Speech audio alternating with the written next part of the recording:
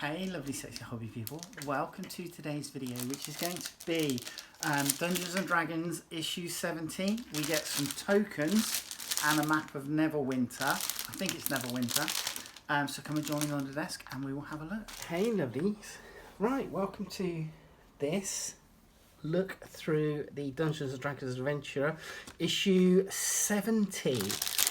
We get some tokens and a map.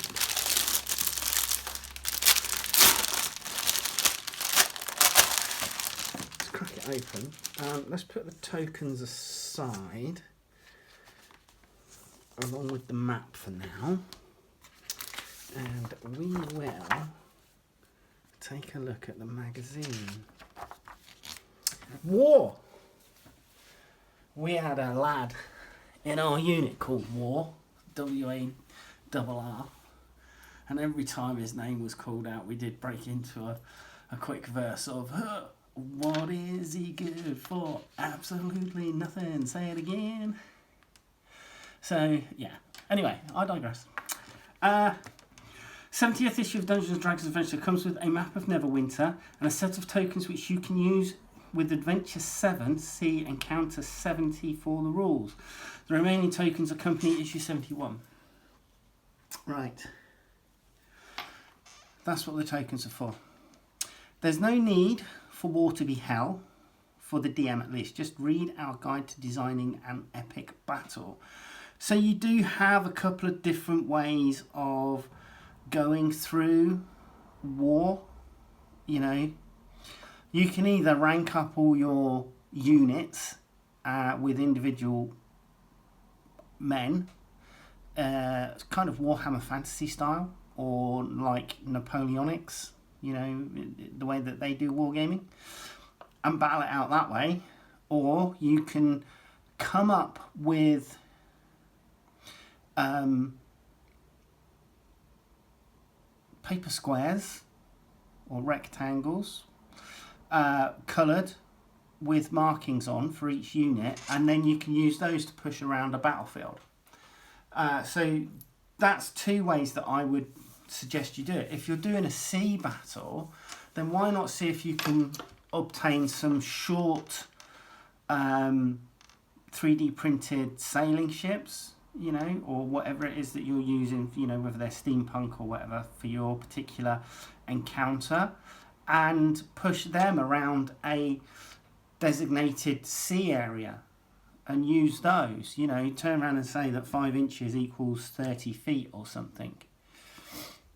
And do it that way. So D&D is a game of conflict. A conflict could be a deadly spike trap, a duel of wits, or high stakes game of 3-dragon ante. But the most common D&D conflicts are small battles between a few heroes and a handful of monsters.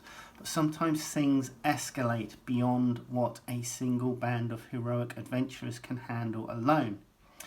When your campaign reaches its epic climax, or perhaps even earlier, your adventuring party might become embroiled in a full-scale war between the armies of good and evil. Despite its extensive combat rules, D&D isn't a war game, and mass combats aren't part of its core rule set. Typically, its charm is best found in personal small-scale battles, with each player controlling an individual character rather than a whole army. So individual adventures like the climatic battle which begins in this issue of D&D Adventure create custom rule sets to describe the most important parts of a siege, sack or military campaign.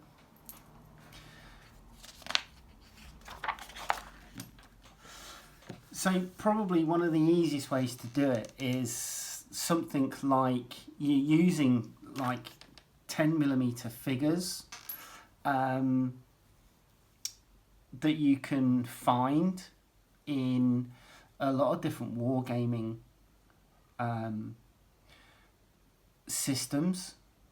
One that springs to mind, for example, would be Warhammer 40,000 Epic, or Warhammer 30 Horus Heresy Legions Imperialis, where you can pick up individual soldiers, which you could put on a very small base and then use them. On, for example, the city of Neverwinter, you could use them to represent a particular unit. If you colour-coded them, they could be a unit size, and then push them around the map, showing their deployment, etc.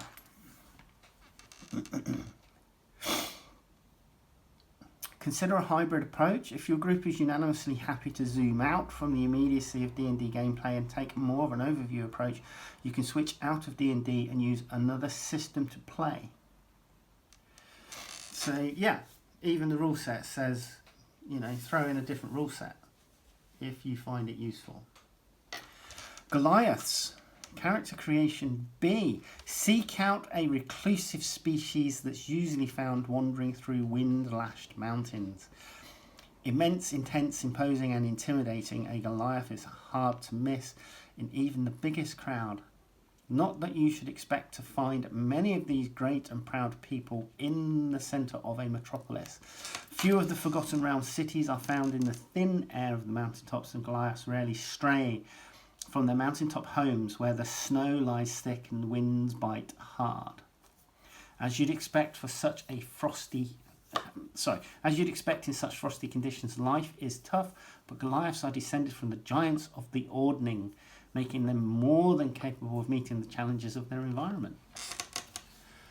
And there's our chunky fella there. That's a big fork he's got. Personality. Given the perilous and challenging nature of their daily existence, Goliaths are strong believers in self-reliance and self-improvement, often rejecting help from others and avoiding shortcuts to success, such as that provided by magic items. As a result, they also tend to be highly competitive, both in terms of proving their worth over others and improving their own achievements. Success in an endeavour isn't seen as an end in itself, but rather a step on the path to greater success. Many Goliaths are therefore risk takers, often to the detriment of their own health and well-being. And then it's got some Goliath Society, Goliath names and Goliath traits there as well. Artificer Specialist, so character creation C. Don't bottle up your problems, put a stopper in the solution when you create an elixir. Alchemy is the most traditional of artificer crafts. Its versatility is valued in times of war and peace alike. An alchemist is an expert at combining reagents to produce mystical effects, using their creations to sustain life and to leech it away. It won't surprise you to learn that when you choose this specialisation at 3rd level Artificer, you gain proficiency with alchemist supplies. If you already have this proficiency, you gain proficiency with one other type of artisan's tools of your choice. Cool. Make me a cocktail, please, alchemist. One that goes bang. Melf's Acid Arrow, 2nd level evocation. It's a ranged attack, 90 feet. Casting time is 1 action. Duration instantaneous. VSM, powdered rhubarb leaf, and an adder's stomach. A shimmering green arrow streaks toward a target within range and bursts in a spray of acid. Make a ranged spell attack against the target. On a hit, the target takes 4d4 acid damage immediately and 2d4 acid damage at the end of its next turn. On a miss, the arrow splashes the target with acid for half as much of the initial damage and no damage at the end of its next turn. Okay, that sounds cool. Experimental elixir. So roll a d6 and you get healing, swiftness, resilience, boldness, flight or transformation. Alchemist Savant. As your mastery of magical chemicals improves, you enhance the potential to heal or damage other creatures. Once you reach 5th level in this class, whenever you cast a spell using your alchemist supplies as the spellcasting focus, you gain a bonus to 1 roll of the spell. That roll must restore hit points or be damage roll that deals acid, fire, necrotic or poison damage. Excuse me. And the bonus equals your intelligence modifier, minimum of +1. Drakes in lore. I like drakes. Drakes are cool. These draconic creations make for fierce and unfailingly loyal guardians. Considering that the forces of justice are never far away, it's little wonder that the maniacal wizards, evil cultists, and the fairest villains of the world are in need for protection. Sometimes this comes from hired mercenaries, but how trustworthy are they? Far safer is to craft stronger, more loyal bodyguards of your own, such as golems or shield guardians, or even better, to create them through foul rituals, such as with guard drakes. Cool. So you can create a guard drake, can you? Ritualistic grounds, proud parents, stranger things, and inspirations. Brilliant. Right, and here's our encounter. Darkness over Neverwinter. This adventure is balanced with 5th level characters, blah, blah, blah. Playtime is 2 to 3 hours. Encounter background. It's a long one. A cult of Orcus has been operating in the shadows of Neverwinter for years, but until now they have been little more than a nuisance to the city's stalwart defenders. The characters have witnessed their petty acts of necromancy in the Never Death Cemetery and Blue Lake District and elsewhere in their past adventures, and even gone as far as the Moonshy Isles to stymie the cult's schemes. This group of demon-worshipping necromancers has thus far been leaderless and easily cowed by the noble order of the Gauntlet and the Doom Guides of Kelemvor, who work tirelessly to root out evil necromancers. But now Chrysia has arrived and acts as herald to the demon prince of undeath, unifying his worshippers through Neverwinter. As the characters travel back to Neverwinter from the Underdark, possibly aware that the threat of Chrysia and his stolen Plaguestone pose to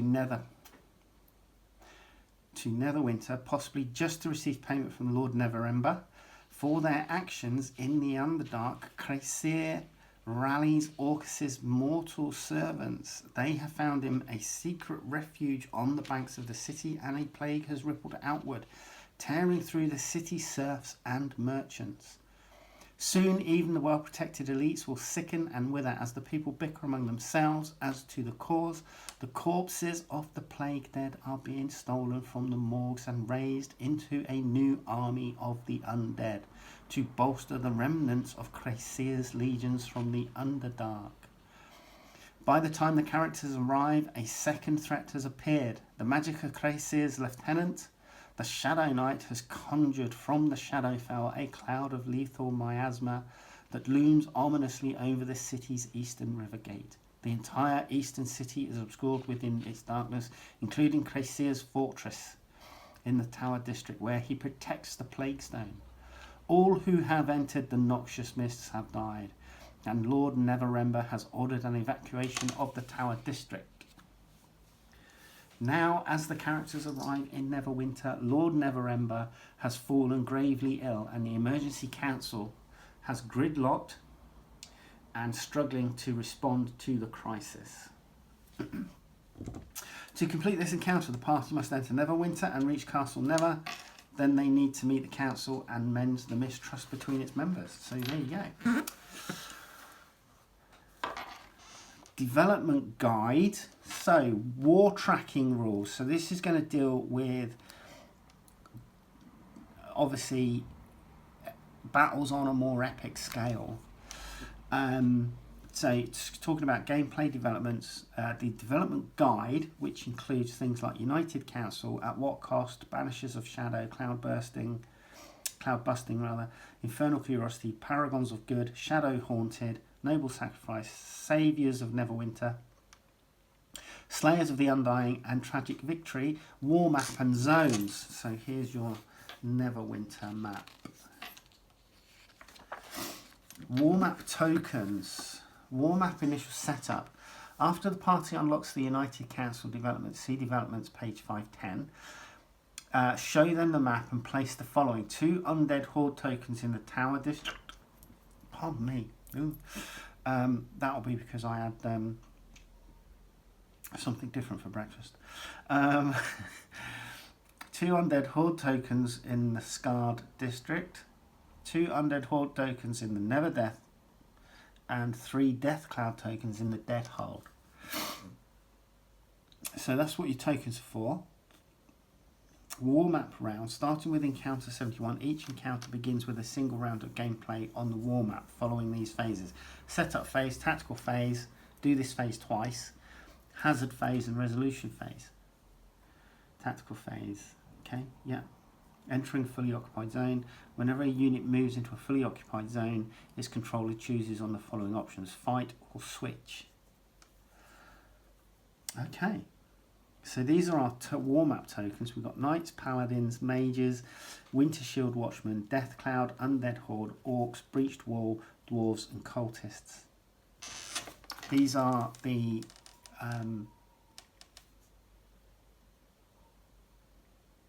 info boxes for the units.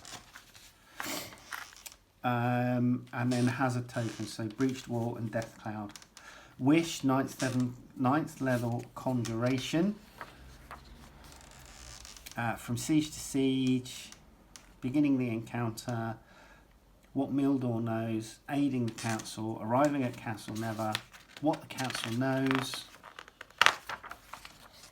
Spellguard, right, Diplomatic Conundrum, Conundrum Resolution, Pedra's Ritual, Conclusion, Cracia Taunt, destroying the tome. And then we have our Alip, our Mage, spells that they have, and a stat block for a Guard Drake. Brilliant. Let's have a look at these tokens. So the tokens look like this on one side, and then on the other side we have Mages, Paladins, Knights, Winter Shield Watchmen. There's 3 of those, 3 Death Cloud and 6 Undead Horde. Now this is, hate to tell you guys, these are literally just foam core tokens, obviously printed onto the piece of foam core, foam board, and you then obviously punched so that we can take them out. They look good. I would have preferred a 3D token. You know, how hard would it have been for them to just come up with a token set that was plastic? All right, yeah, I know there's the initial mold outlay, tooling, etc. But I do then feel that these could be sold, you know, as a tool in aiding in D&D. There's no reason why they couldn't have done that. And each of these has, obviously, these shields refer to Winter Shield Watchmen. Knights have a sword. Paladins have a shield. Mages have a power staff. There's a cloud for the Death Cloud, and then there's a skull for the Undead Horde. Let's have a look at our Neverwinter map, because I like maps. Look at that. That is cool. So each sector has 3 of these circles, and these are all different color coded. So we've got yellow, we've got green, we've got a mid green, we've got a pale green, we've got a dark red, we've got an orange, we've got a blue, and we've got pink, purple on these. And yeah, the map looks really nice. I like the way it's set out. And I'm assuming that you will, as it's set, you will obviously put your tokens down and obviously then roll for your combat or whatever it is you're going to be doing. So I like this. I like the rules. I will go away and I'm going to get myself slightly better acquainted with the rules, I think. But I like it. I like the fact that it's giving you this option to be a little bit more, what's the word I'm looking for? I won't say adventurous, a little bit more varied in the way that you run a combat scenario. Because sometimes when you have hordes, they can be a little bit time consuming. But there you go, that was D&D Adventurer issue 70. Hope you enjoyed that, and I'll see you in the next video. Alright, take care, bye bye.